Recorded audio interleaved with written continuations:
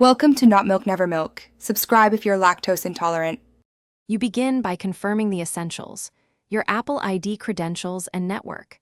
Sign into the same Apple ID in Settings so messages can authenticate.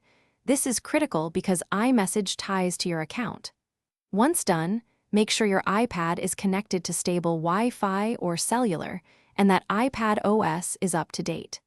These prerequisites remove common authentication blockers, so you can move straight into resetting or reauthorizing iMessage without wasting time on basic settings. Next, you reauthorize the service. Turn messages off in Settings, wait 10 seconds, then turn it back on to force a fresh registration with Apple servers.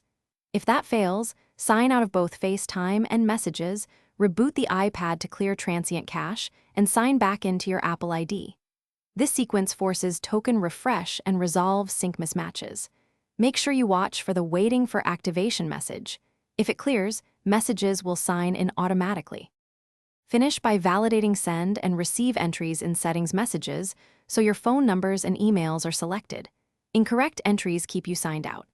If activation still fails, reset network settings to clear problematic network profiles, then reconnect to Wi-Fi and repeat sign-in.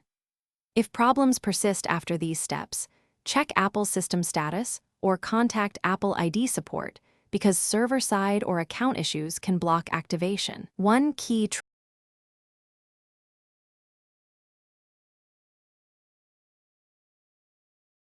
Thanks for watching. If this was helpful, leave a like and consider subscribing. See you next time.